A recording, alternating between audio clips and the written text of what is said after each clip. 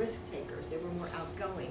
The introverts who were saying, no, don't give that loan to that person, right? They're the reserved ones. They were the ones losing their jobs right and left. So you had a whole industry with only one type of personality at the table. And we all know what happened to the banking industry a few years ago.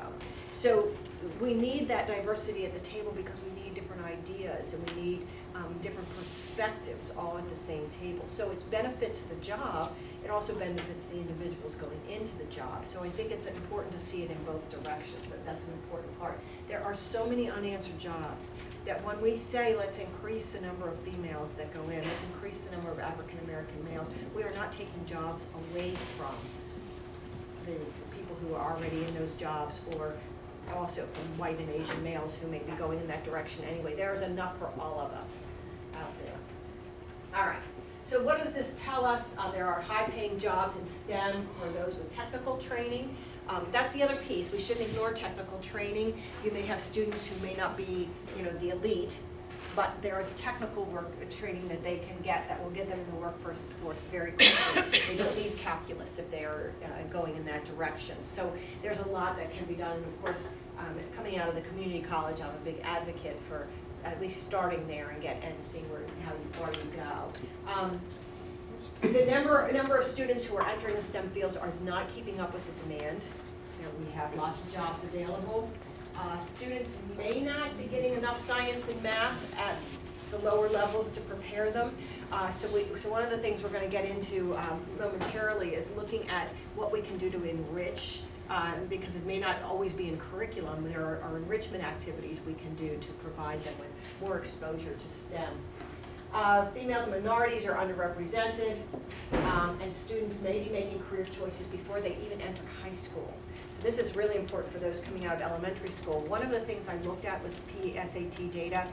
They take the PSATs, is it sophomore year? Mm-hmm. All right, so what happened is, I was pretty sure it was sophomore year and I wanted to double check. When I looked at the data, it showed how many males were choosing engineering as a possible future and how many females were choosing it. I also looked at education, how many females and how many males. The number of males choosing engineering over females in their sophomore year of high school was 8-1. Now we can say they'll change their minds as they graduate from high school and they go on to college, and maybe some do, but 8-1 is pretty much what the workforce is showing, which suggests that these decisions are being made before they become sophomores in high school. When we looked at education, the same thing held true. It was a 5-1 ratio of females to males. And yes, they can change their minds. It doesn't require them to stay in that career field, but if we look at education as a whole, it's primarily 5-1 female to male. So the decisions are being made very early, which makes elementary more important. There's studies out there that say as young as third grade, they've pretty much made up their minds what they want to do. I think there's a lot to it. A lot of people too, they have done some studies too to show that a lot of their decision making has to do with what they see close to them. So in other words, my father was a professor and my mother was a professor, and my in-laws' parents were both teachers, and he's a teacher and I'm a professor. I wonder where that came from. And of course then we had children and we said, hey, you guys have been genetically engineered, you don't really have a choice. They'd say, I want to be a vet when I grow up. Oh, you're not going to be a vet. 2 of my daughters are now teachers, but we never said to them, you should be teachers. We said you could be anything you want to be. My son is trying to buck the system by becoming an attorney, so we'll see if he is actually successful. He'll probably end up teaching in law school. It's just the way it works out. So, but we do see what our parents are doing, and sometimes if it's not our parents, it's a very close friend, but it's an adult that we have seen as a role model. So role modeling is really critical. One of the things we did, I told you about this big project we had with teachers and that they had to actually make some kind of change. One of the teachers decided that she was teaching primarily in a school of African Americans, and she knew they didn't have any role models.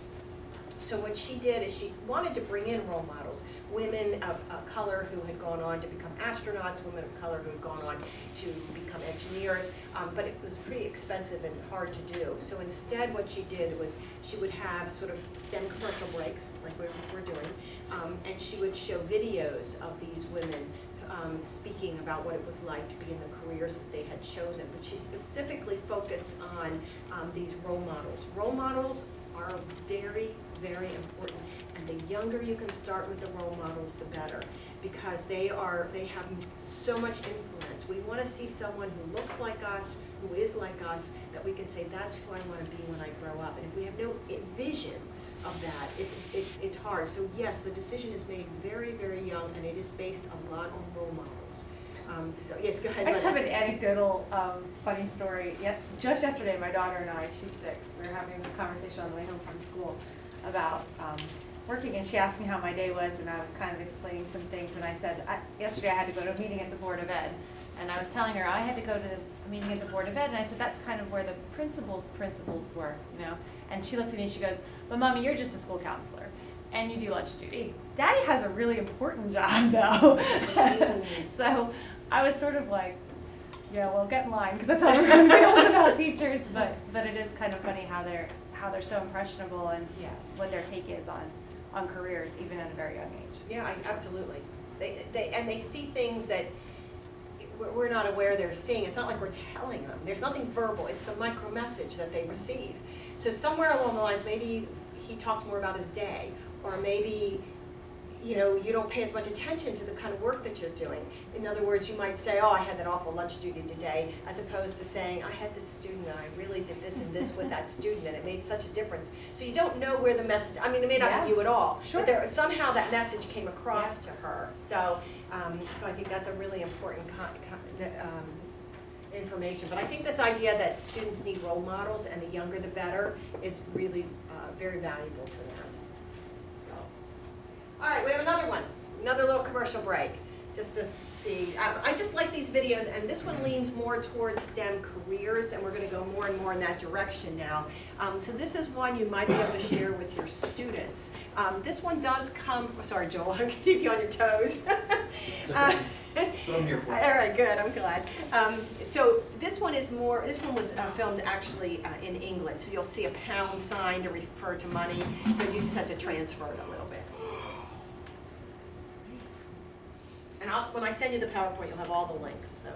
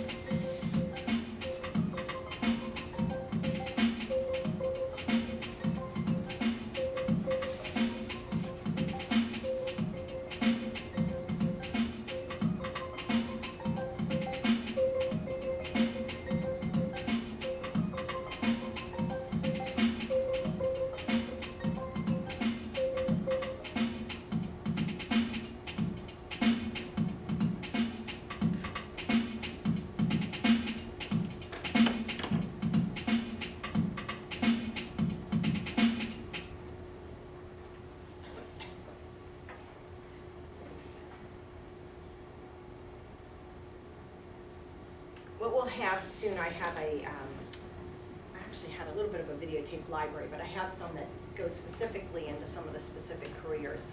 But the idea is that exposing them as young as possible to all of the possibilities, because they only see what they see.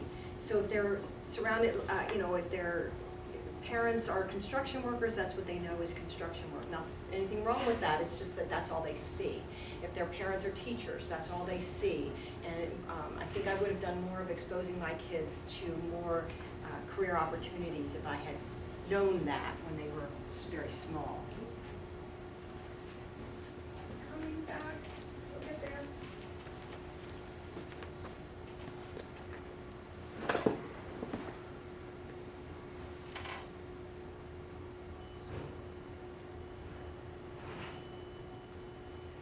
So now we're going to do another activity. This is probably will take us to lunchtime, but what I want you to do is to get into small groups, but I don't want you to be with people from your same school. So are you, JR and Rose, are you from the same school? So I might have to separate you. Are you guys from the same school? Same county, not same school. Oh, that's all right, you can be in the same county. Same school, anybody back here? Okay, so what I'm gonna do, what I might do is pull Rose over here and then maybe have Gretchen and Joy go over there. That's all right, that'll be 1, 2, 3, 4, 5.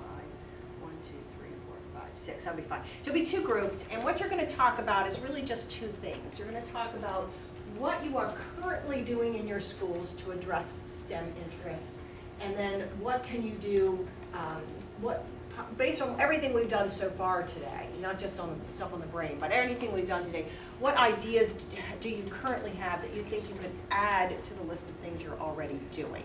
So with that, I'll have Rose move over, if that's all right, to this group, and then Joy and Gretchen, if you'll move over where JR is, and you guys can work over there. If you want to stop filming for a little bit until we start talking, that's